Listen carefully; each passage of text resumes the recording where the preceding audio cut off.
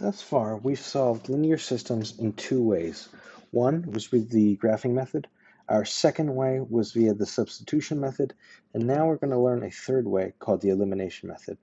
The elimination method is another algebraic technique, just like the substitution method was an algebraic technique. So let's run through the steps. It's a four-step process. You start by getting the coefficients of either x or y in both equations to be opposites of one another by multiplying one or both equations by numbers. You will see exactly what this means in coming examples. Then once you've got opposite coefficients on either the x variables in both equations or the y variables in both equations, we add the respective sides of the two equations. That's step 2. And once you've done that, you get an equation with one variable in it. So now from step 3 here, this is the same step 3 as it was in the substitution method. Once you've got that one variable equation, you solve it. Then we get the value of that particular variable, but we need to plug that back into one of the original equations to get the value of the other variable. That is precisely the fourth step, which is also exactly the same as what it was in the substitution method. Let's look at a couple of notes about this four-step process before we start to do any computations with specific examples. First off, in part 1, where it asks you to get opposite coefficients on one of the variables, what is meant by opposites are that opposites are two numbers that add to 0. So for example, 7 and -7 are opposites because when you add them, you get 0. -5 and 5 are opposites because when you add them, they get 0. So essentially, got the positive and negative versions of a particular number. Also, when you do this technique, in the second part it says to add the respective sides of the two equations. Well, we've got to have everything lined up properly. So over here, if you've got a system like this, 2x plus 3y equals 4, along with the equation 3x equals -5y plus 1, notice with this equation, the x and the y term are both on the left, and the constant term is on the right. Whereas with this one, only the x term is on the left of the equal sign. Here you have the y term on the right and the constant term on the right. So essentially, in both equations, the constant terms are on the right. In both the equation, the x terms are on the left. But the y term in the top equation is on the left-hand side of the equal sign, and the y term in the bottom equation is on the right-hand side of the equal sign. So we need to get these lined up properly, meaning the x's on the same side of the equal sign, the y's on whichever side as long as it's on the same side of the equal sign, and the constant terms on the same side of the equal sign. So if we were to simply add 5y to both sides of this bottom equation, it becomes this, 3x plus 5y equals 1. And now, if you look at the system, the x terms are lined up both on the left-hand side of the equal sign, the y terms are lined up both on the left-hand side of the equal sign, and the constant terms are lined up both on the right-hand side of the equal sign. So let's look at a specific example now, using this four-step method known as the elimination method. We want to get opposite coefficients on one of the sets of variables, either the x's or the y's. So let's first make sure it's very clear what we mean by coefficient. The coefficient of this x term is that -3. The coefficient of this x term is that 2. So we want either these to be opposites of one another, 2 and -3. As of right now, they're not, because 2 plus -3 does not add to 0. Or we want to get the coefficients of y to be opposites. In this case, the coefficient of y is 2. The coefficient of y down here, if we were to write that as addition, would give us a coefficient of -1. So we need them to be opposites. You can target either the x's or the y's. In this case, targeting the y's is simpler because the coefficient of y in the top equation is 2, and the coefficient of y in the bottom equation is -1. And technically, 2 is already a multiple of -1. So if we multiply the -1 times 2, that would make that -2. Then we'd have opposites, 2 and -2. So you do not always have to multiply both equations by numbers. In this particular case, we don't want to change this 2, which had to do with the top equation. We want to change this -1 into a -2 by multiplying the bottom equation by 2. So let's write that in. Now, when I put a full equation in parentheses, that means you're going to multiply both sides of the equation by that 2. So let's rewrite the system with this newly changed bottom equation. Well, first, negative 3x plus 2y equals negative 6. We're not doing anything to that equation because I don't need to. And then if we multiply the 2 in here, you've got 4x minus 2y on the left. We use the distributive property. And then 2 times the 5 on the right gives us 10. Multiplying this equation by 2 and getting this new system is step 1. This new system is equivalent to the previous system, but now we have opposite coefficients on the y terms. Step 2 is simply adding these two equations and their respective sides.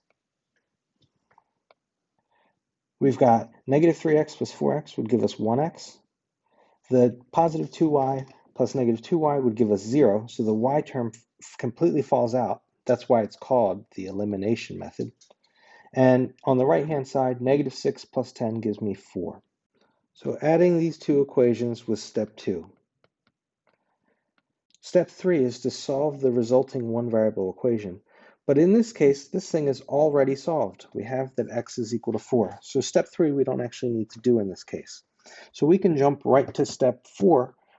Since we know the value of x, if you take this 4 and plug it in for x in one of the original equations, we can then solve to get the value of y, because don't forget our solution is an ordered pair. We know that the x value is 4. Let's now get the y value in step 4. So when you plug that 4 in, you get negative 3 times 4 for x plus 2y equals negative 6. And now we have this equation just with y in it, and we'll solve for y. So first, the arithmetic. Negative 3 times 4 is negative 12. And we have plus 2y, still equals negative 6. And to solve this equation, we'd add 12 to both sides, giving us 2y equals positive 6. And then divide both sides by 2, and we get y equals 3. That is the y coordinate of the solution. So the solution to this system is 4, 3. And although we're not drawing the two lines, what this means is if you were to look at the two lines, they intersect precisely at the point 4, 3. Let's solve the same exact system again, but this time let's work to eliminate the x terms in the equation rather than the y terms. You'll see it doesn't matter which way you go, we'll get the exact same solution.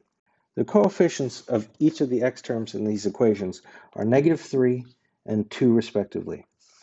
Ultimately, we need to get these two numbers to be opposites of one another. To get them to be opposites of one another, we need to first think of what the least common multiple is of 3 and 2. I'm just saying 3 now because I don't need to think about it with respect to the negative at this point. But the least common multiple of both 3 and 2 are 6. What this means is we can get the coefficients of x in both of these equations to be negative 6 and 6 respectively. But we have to multiply each equation by a different number. So to get negative 3 to become negative 6, we need to multiply the top equation by 2. And to get the coefficient of 2x to be positive 6, we need to multiply the 2 by 3. Of course, we can't simply multiply that one term by 3. We multiply the entire equation by 3. And in doing that, we now will get two new equations that are equivalent to the original two equations, but the coefficients of the x variable will be opposite. The new version of the top equation would be negative 6x plus 4y, because we're multiplying by 2, equals, don't forget to multiply the right-hand side by 2 as well. Negative 6 times 2 would give us negative 12. And then the bottom equation, we're multiplying both sides by 3. So we distributed in the 3 on the left, giving us 6x, and then minus 3y equals, again, don't forget to multiply the right-hand side by the 3 as well. 3 times 5 gives us 15.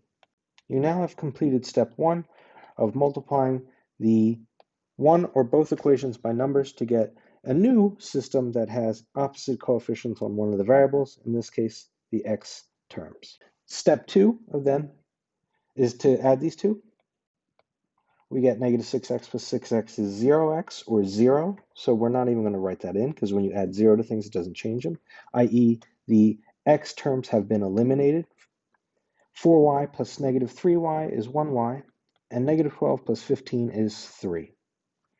This was step 2, adding these two equations together. Step 3 would be to solve this new equation in one variable, but in this case, y is already solved for. Y is equal to 3. So we can skip over step 3. Step 4 is to then plug this 3 in for one of the y's in the original equations. In doing that, we get negative 3x plus 2 in place of y and putting the 3 equals negative 6. We now have an equation with just x in it, and we can solve for that x. So first, doing just the arithmetic, 2 times 3 gives us 6.